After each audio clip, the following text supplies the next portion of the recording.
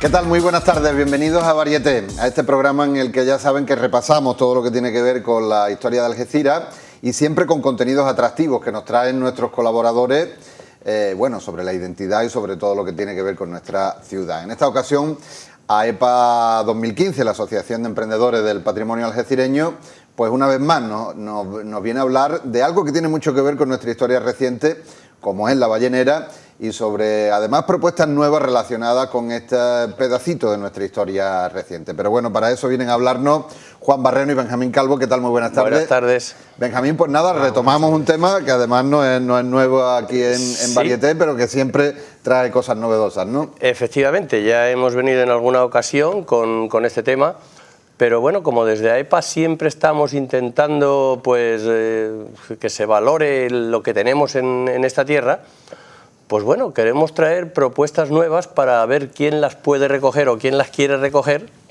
sobre un tema muy importante que es la ballenera, que fue una zona muy importante en esta ciudad y que, bueno, que está cayéndose, que está ahí derruida y que se podía hacer, creemos, algo más por ella. Claro. Entonces, Juan Barreno, que es un estudioso de ese tema y que está bastante bien informado, pues tiene propuestas, que es lo que digo, a ver si alguien las puede recoger y podemos relanzar los valores de esta tierra.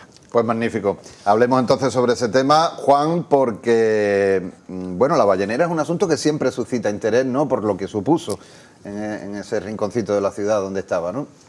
Sí, efectivamente, así es. Como bien dice Benjamín, desde AEPA siempre estamos inquietos por tratar de sacar a flote pues lo que es un poco la historia de Algeciras en cuanto al patrimonio, ¿no? Y como todos sabemos, la ballenera está absolutamente abandonada y sin embargo tiene una historia que bien merecería que tuviera algo más. Entonces, luego al final explicaré cuáles son nuestras intenciones y que por eso estamos haciendo un nuevo programa sobre la ballenera, pero yo antes voy a explicar un poco lo que es la historia, a recordar lo que fue la historia de la ballenera. En esa primera fotografía que estamos viendo es una fotografía de 1914. Resulta que la ballenera, bueno, digamos que nace casi como una casualidad. Porque es ahí cuando nace la ballenera, en 1914. Sí, esa es la ballenera en construcción. Al fondo se ve Getares, lo que era Getares en 1921 concretamente, eso. Sí. Porque la ballenera se empezó a construir en 1914, se obtuvo un permiso en 1914 porque ya en 1870 se había autorizado en España la caza de la ballena. ¿Qué pasa? Que los líderes eran los barcos noruegos. Y los barcos noruegos, en una ocasión que estaban por aguas del estrecho, cercanas a África, pues se encontraron con un temporal que muy bien conocemos aquí en la zona, y entonces se refugiaron en la bahía de Algeciras. Y al refugiarse en la bahía de Algeciras, pues estuvieron unos días con ese levante que antes teníamos tan impresionante, pues resulta que se dieron cuenta de la cantidad de ballenas que pasaban por el estrecho. Entonces dijeron, pues este es el sitio donde tenemos que hacer algo. Y empezaron la construcción en 1914 porque tenían ya esa autorización. Pero no pudieron hacerlo porque en 1915 entró la Primera Guerra Mundial. Claro. Entonces, claro, hasta que no finalizó, no retomaron las obras de construcción de la ballenera. Con lo cual, esa foto ya es cuando se estaban construyendo y es de 1921, con Getares al fondo, como lo estamos viendo, las poquitas casas que había entonces ahí había un poblado en la zona de Getares de casas donde se cultivaba mucho y eso es otra cosa que hemos podido saber en AEPA, ¿no? Había muchas vid y se cultivaba mucha uva, ¿no? Pero bueno, ahí al frente de ese negocio vino un tal señor Herlofsson, que justo encima de la ballenera, lo que hoy es una cabreriza, esa es otra imagen del mismo año, finalizando las obras, de ¿no?, la ballenera. Sí. Quiero decir antes que nada que la mayoría de las fotografías que vamos a exponer ahí están sacadas de un libro que se llama Chimán, que al final lo aparecerá ahí, y ese libro es de un catedrático de la Universidad de Barcelona, Àlex Aguilar, con el que yo he podido hablar personalmente recientemente, porque es un hombre estudioso y que él mismo, ese libro, él mismo me dijo que siente mucha pena de la ballenera de Algeciras, lo cual me sorprendió muchísimo, por lo que hemos retomado lo que queremos decir sobre la ballenera, ¿no? El mensaje que queremos dar, porque además este hombre, que es bueno, pues una autoridad en el tema del estudio de cetáceos, y como digo, catedrático de la Universidad de Barcelona, está dispuesto a colaborar con nosotros. Y viene a Algeciras de vez en cuando y dice que se entristece muchísimo cuando ve cómo está la ballenera, que fue, recordemos, la primera ballenera de España. ¿No? La primera ballenera de España. Entonces ahí los noruegos pues construyeron esto, y el propio Herlofsson se hizo una casa arriba, lo que hoy es una cabreriza. En esa casa hay una fotografía que se ve junto con su mujer. Esa es otra imagen de la construcción final de la ballenera. Esas tres primeras fotografías se trata de cuando la ballenera se estaba construyendo. Ahora hay una cuarta fotografía donde aparece ahí el señor Herlofsson, el noruego, con su mujer noruega. ¿Esa casa sigue existiendo hoy en día? Esa casa actualmente es una cabreriza, está totalmente derribada. Allí hay un señor que tiene cabras, ¿no? Pero mira qué pinta tenía esa casa donde este hombre residió. Y este hombre era un enamorado de la zona, se quedó absolutamente maravillado. Tanto es así que cuando él se jubiló, se vino a vivir a Algeciras, concretamente en Getares. Hay una casa en la zona de donde está la casa del espía, y allí en la zona de Getares, y se llama la Casa de la Ballena, porque fue donde se vino a vivir Herlofsson. En la construcción de la ballenera, la Junta Civil de Cádiz autorizó el alquiler de 8 vagonetas que traían todo el material de construcción de una cantera cercana, como es la cantera de Los Guijos, aprovechando que desde la cantera de Los Guijos se estaba construyendo el muelle Isla Verde. Esa imagen que aparece ahí es la primera ballena que se capturó en Algeciras. Mira.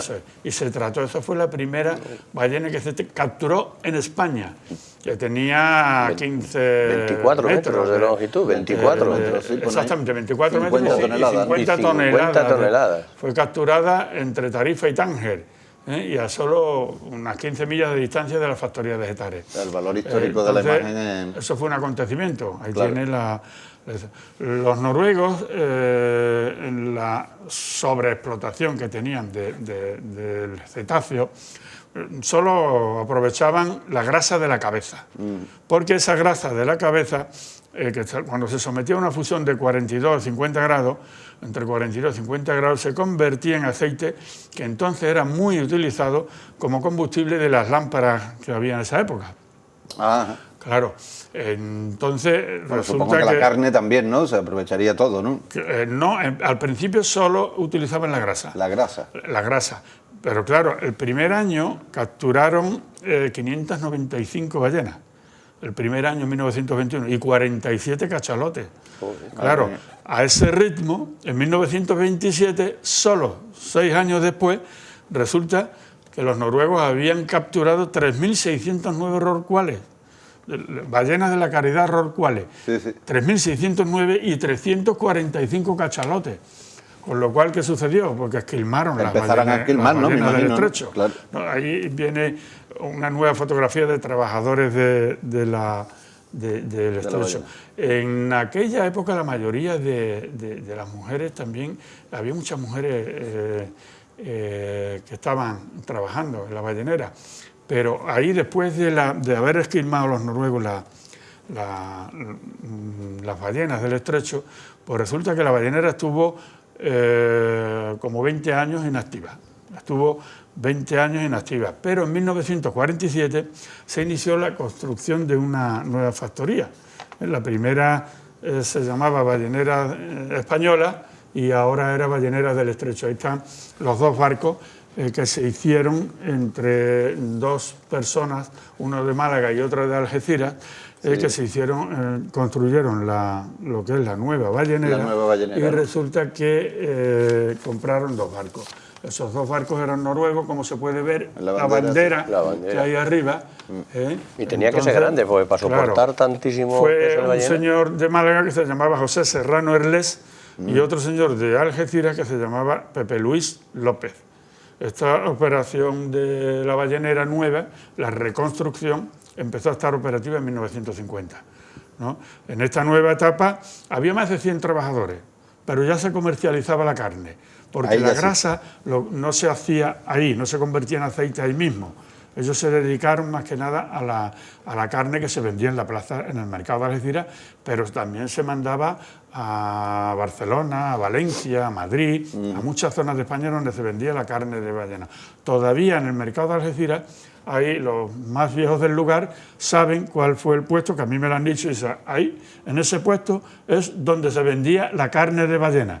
Y hay mucha gente que todavía vive en Algeciras que conoce perfectamente dónde se vendía la carne de ballena y que habían probado la carne de ballena. Y que la había probado, claro, porque eso hoy en día no es fácil. Entonces los dos barcos noruegos, bueno, que venían con noruegos, que enseñaron a gente de Algeciras a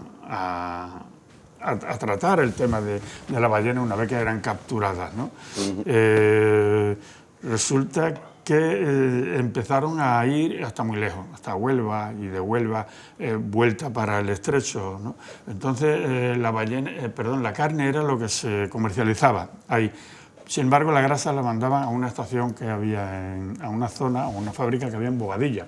A través del tren lo mandaban a Bobadilla y allí se convertía en aceite. Pero aquí lo que se comercializaba era la carne. Entonces, estos dos barcos, pues, hicieron una labor grandísima. Luego, en la factoría había más de 100 trabajadores, casi todos mujeres. Todavía hay mujeres en Algeciras que recuerden a su abuela, a su madre, que había vivido ahí, ¿no? Entonces, claro, esto estuvo operativo durante 5 años aproximadamente, de 1950 a 1955. Fue todo un acontecimiento. Y ellos llegaron a tratar o a coger 195 rorcuales y 146 cachalotes, ¿no? Con lo cual, bueno, pues era una cifra bastante buena para lo que quedaba allá en el estrecho, porque claro, el estrecho era un paso de ballena impresionante, como hoy puede ser el atún, pero se capturaron tantas que bueno, prácticamente las esquilmaron. Aquí hay una anécdota con estos dos barcos muy enigmática porque uno de los barcos desapareció. Ajá. Uno de los barcos desapareció y nunca volvió a aparecer porque se hundió con toda la tripulación. El barco se llamaba Pepe Luis López. Porque estos barcos eran los que se usaban para capturar, ¿verdad? Para capturar. Uno se llamaba Antoñito Vera y el otro era Pepe Luis López. Pues al Antoñito Vera llevaba como 20 tripulantes, que se sepan, ¿no? Entre marineros y otros especialistas, ¿no? Y el otro, Pepe Luis López, pues un día no regresó a puerto. Y ahí, bueno, hay una leyenda enigmática ahí porque no apareció nadie, ni apareció ninguno de los aperos que llevaba el barco.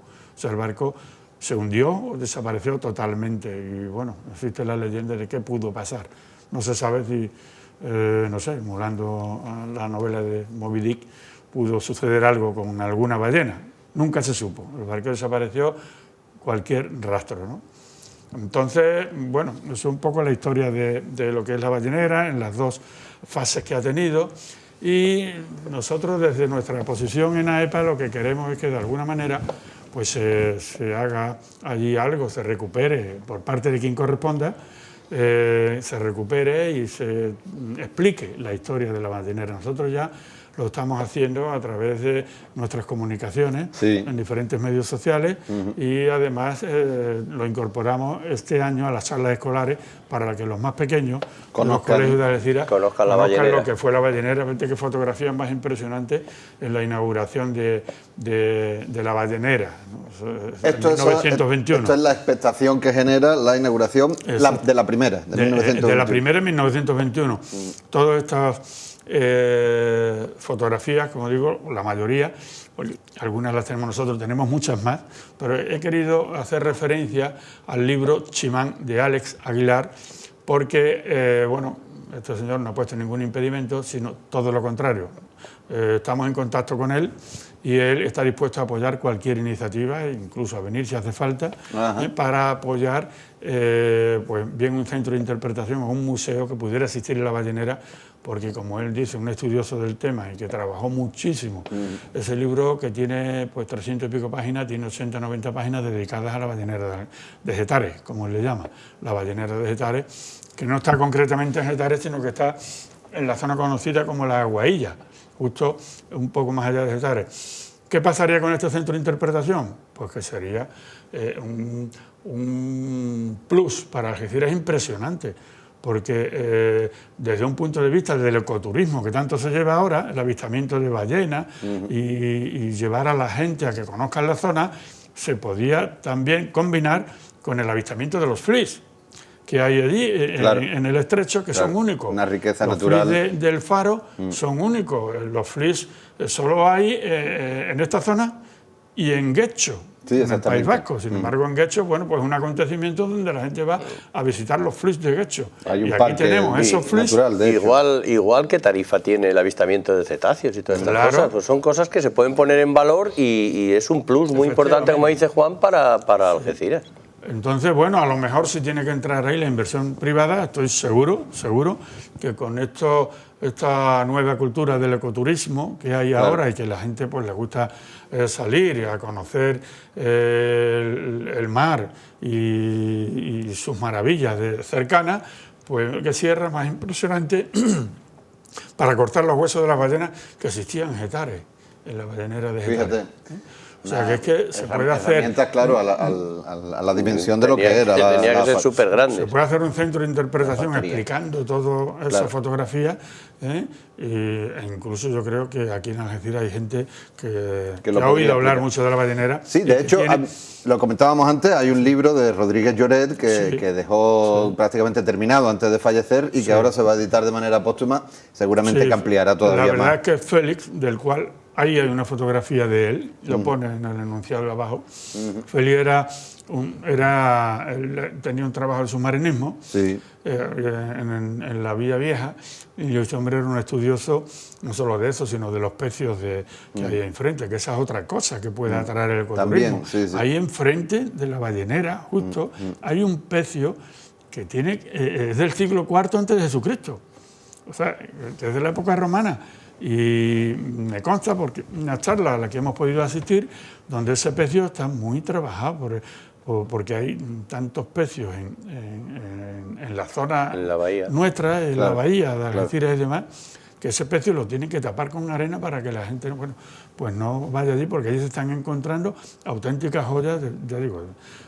Aparte de ese pecio hay otros pecios más, muy cerca de la ballenera. O sea que habría que hacer algo ahí, recuperar de una vez esa zona. La verdad es que son todos componentes alrededor de toda esta idea que proponéis, que seguramente que acentuaría el atractivo, ¿no?, que de por sí tiene el patrimonio natural de la ciudad, ¿no? Volviendo al tema de la ballenera, Juan, en 1955 deja de funcionar la última ballenera. Deja de tener actividad de caza de ballena, porque la ballenera termina ya por cerrarse del todo en 1963. Ajá. Pero ya, claro, ya no capturaba. Existió la tragedia también de ese barco desaparecido, y entonces pues ya la actividad fue mermando entre la falta a lo mejor de trabajadores y la falta de capturas, pues se mantuvo unos años, pero hasta 1963 ya le echaron el cerrojo total. Y desde entonces pues allí está totalmente abandonada, como estamos viendo.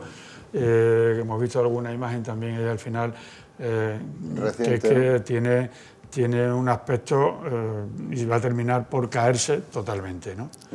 Ese es el libro, maravilloso libro que la verdad... Mira, estas son un par de anécdotas. Esto es la carne de ballena fresca que se vendía en un mercado de Barcelona.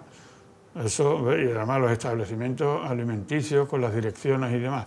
Y luego hay esas otras anécdotas de este libro, donde ahí, esto es un justificante de caja, donde la ballenera, en este caso de La Coruña, de Caneliñas, esa ballenera de Caneliñas hoy es un hotel. O sea, la han reestructurado y es un hotel.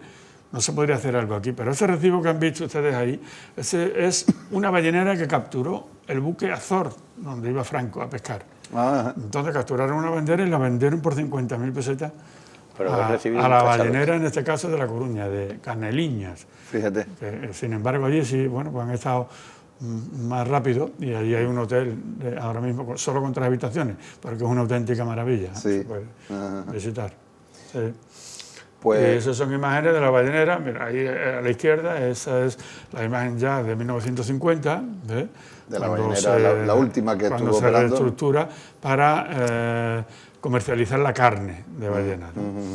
Pero hoy, bueno, como todos sabemos, aquello es una pena, una vigilancia de los buques de la Marina de entonces, buques de la Marina, pues bueno... Por llamarlo de alguna manera. Donde vigilaban, mira, ahí se ve la ballenera y se ven las casas de arriba del todo, que es la del noruego, el señor Horlepson, que vivía con su mujer, y algunas casas más que se construyeron allí.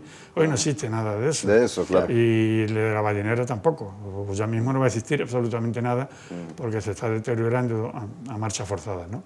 Esos son los bidones donde se depositaba el aceite. Que sometido a la fusión de entre 42 y 50 grados, pues servían como combustible. Eso fue otra actividad que en 1950 no se pudo llevar a cabo porque ya la electricidad le había ganado la batalla al combustible de ese tipo para las lámparas. Entonces, claro, solo se hizo para la carne, ¿no? Pero es impresionante el tinglao que había montado ahí, en la ballenera, y eso pues merece ser recordado. Claro, aquí la vemos funcionando. Esta es funcionando cuando estaban quemando el aceite, estaban sometiéndolo a esos grados. Pero esta es la primera, ¿no? La de 1921. Sí, esa es la primera temporada. Ve allí al fondo, se ve la cola de Gibraltar. Y bueno, efectivamente, eso es abajo, el tinglado de chimenea, factoría de vegetales.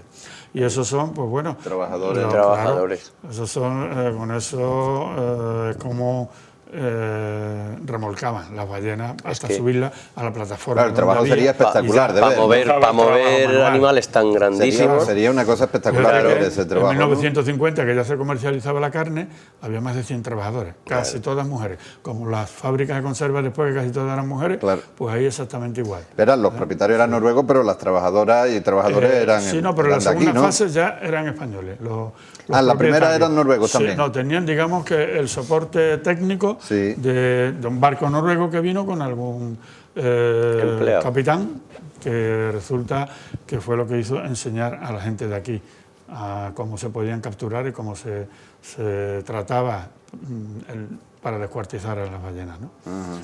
Eso es así. Quedará todavía testimonio de aquellos trabajadores algecireños que estuvieron. Seguro que sí, cada vez menos, porque ya hace muchísimos años, pero sí sé gente que dice, pues mi abuelo trabajó allí.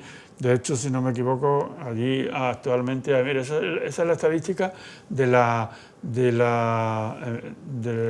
captura del primer año de la ballenera, desde el 11 de abril del 21 al 10 de abril de 1922. Mira, fíjate, ahí está el dato de la cantidad y la valoración que hacen en pesetas, que dice 3 millones de pesetas. En aquella época era un dinero, como se vendía, y eso todo por la grasa de la cabeza. Pues figúrate tú, en la cabeza de una ballena, con ese volumen tan grande que tiene, la cantidad de grasa que se podía almacenar ahí. Sin embargo, luego la carne no la aprovechaban. No la aprovechaban. No había demanda, ¿no? De eso era más importante el aceite que no se entiende, ¿no? Que la carne. El fin de los noruegos era eso, la grasa de la ballena, por eso iban capturando ballenas por medio mundo, ¿no? Hasta que les cogió un temporal aquí y dijeron, este sitio esta es la zona. Siguen siendo especialistas en todo este tema de cremas y esto, ¿no? Los noruegos, digo. Efectivamente, también había. Tengo algunas fotografías que ahí no las he traído, donde hay unas cremas de grasa de ballena también. Claro, sí. Pues bueno, hablábamos de que el año 55 deja de tener actividad, en el 63 ya es cuando se cierra por completo, y desde entonces en el imaginario de todos los algecireños está ese rinconcito de la ballenera, toda la ciudad lo conoce como la ballenera, y además un poco las ruinas arquitectónicas de lo que fue aquello todavía. Entiendo que vuestra idea es que esa idea de centro de interpretación gire en torno a esas ruinas que todavía existen, ¿no? Efectivamente, así es, porque es una pena ya. En Algeciras, como sabemos, se pierde muchísimo patrimonio y seguimos perdiéndolo. Y si hay alguno que se pueda regenerar, bueno, ahí tenemos un ejemplo, la ballenera. Es que poner ahí un centro de interpretación sería impresionante. Claro. Me llegan las noticias de que igual se hace algo en el faro de Punta Carnero, que ya se está hablando de poner un restaurante. Bueno, pues ojalá. Eso pues, sería enriquecedor para toda la zona esa, ¿no? Que tan bonita, tan impresionante, y darla a conocer. Y la importancia, dar ¿no?, a conocer en definitiva a Algeciras, claro, al mundo, a España, que la gente vea lo que tenemos aquí. Claro, porque la actividad de la ballenera ya hemos visto que se comercializaba en toda España, pero la importancia era importancia nacional, ¿no? Porque no creo que hubiera un paso de ballenas como este en ningún otro sitio. Hombre, y sobre todo que fue la primera ballenera de España y que estuvo durante muchos años siendo la única hasta que la segunda fue la de Caneliñes en Galicia, La Coruña, donde se hizo otra ballenera. Que bueno. Tú date cuenta ese faro, por ejemplo, con la situación que tiene. Pues montar ahí un restaurante, un hotel, algo, eso sería impresionante. Y, y eso es lo que desde AEPA es lo que queremos reclamar la mayoría de las veces, recuperar patrimonio. Eso es nuestra idea. Que no se pierda el que tenemos, que seguimos perdiendo algunos ahí que merece que no se perdiera nunca. Pero bueno, también estamos en esa pelea. Pero recuperar el que existe, el que existió, yo creo que hoy no es tan difícil. Claro, no es tan difícil. Incluso más que recuperar. Si se tiene empeño. Claro, poner en valor, ¿no? Porque en este caso todavía siguen existiendo allí vestigios, ¿no? Comentabas que durante aquel tiempo y por las cifras que hemos visto, prácticamente se esquilmó. Pero lo que sí es cierto es que esta zona, además, y todo eso habría que añadirlo, sigue siendo una referencia mundial del paso de cetáceos para investigadores y para todo tipo de... Es decir, que no ha desaparecido ese trasfondo de yacimiento natural, ¿no? Efectivamente, además lo estamos viendo porque, bueno, desde Tarifa, por ejemplo, hay empresas que se están dedicando a este ecoturismo y te puedo asegurar que el avistamiento de cetáceos desde Tarifa es impresionante. O sea, en verano conocemos al señor que tiene allí este negocio, que curiosamente es enólogo, porque vino un día a Tarifa y dice Juan Gil, Paco Gil, hijo de la bodega de Juan Gil de Jumilla, ¿no? Pues este hombre tiene un negocio ahí que además colabora mucho con el puerto nuestro, porque nosotros en la visita que hemos tenido del hermanamiento con Villajoyosa, este barco ha servido para que el puerto le diera un paseo a la gente que vino de Villajoyosa. Que quiero decir, en definitiva, que si el avistamiento de delfines y de cetáceos desde Tarifa es un atractivo que tienen que meterse hasta casi Marruecos, desde Getares, desde la factoría de allí de la ballenera, pues sería igual. Menos trayecto incluso. Incluso a lo mejor habría que hacer menos recorrido para ver cetáceos. No, y además una idea que lo haría todo redondo, ¿no? Porque le daría un contenido cerrado sería visita al centro de interpretación y la vueltecita en el barco con el avistamiento de cetáceos. Una dimensión mucho más sería todo, ideal, ¿no? vamos. Las ballenas, las orcas, los delfines, pues sería, creo yo, que un atractivo muy interesante para Algeciras, en definitiva, y para la zona.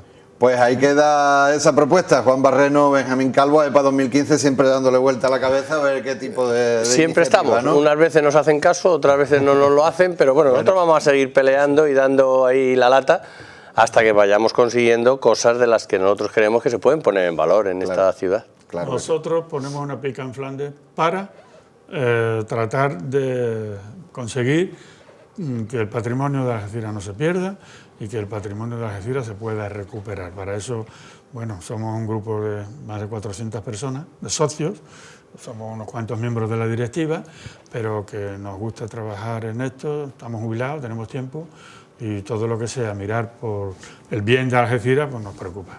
Sí. Pues ahí estamos nosotros, que también aportando nuestro granito de arena en este programa para divulgar. Juan Barreno, Benjamín Calvo, muchas gracias como siempre por vuestra aportación y por vuestra visita. Muchísimas gracias a vosotros. Muchas gracias por la difusión. Gracias. Muy bien, pues bueno, hay que darse ese mensaje. Ya sabéis que siempre traemos contenido, en muchas ocasiones son revisiones al pasado, analizamos episodios o asuntos que tienen que ver con la historia de nuestra ciudad, y en otras ocasiones, además de todo eso, pues contenido que mira no solamente hacia atrás, sino hacia el futuro. Propuestas como esta de AEPA 2015, y no es la primera que ha pasado por este plató y por este programa en el que, bueno, pues esta actividad de la Asociación de Defensa del Patrimonio Algecireño no solamente gira en torno a repasar la historia, sino también en tratar de mejorar todo lo que tenemos y su puesta en valor. Ahí quedaba esa propuesta y ahí quedaba esa revisión también histórica acerca de ese rinconcito de nuestra ciudad que todos conocemos como La Ballenera, pero que todavía tiene tantas cosas que contarnos y que aportarnos, muchas de las cuales desconocidas. Nosotros seguiremos aquí, como siempre, contando todo lo que tiene que ver con la identidad de Algeciras y con nuestra historia y con las curiosidades de nuestra tierra. Esperamos que, como siempre, porque sabemos que lo hacéis porque sois fieles a nuestro programa, pues estéis ahí al otro lado de las pantallas. Seguiremos en la próxima entrega, será la próxima semana. Muchas gracias.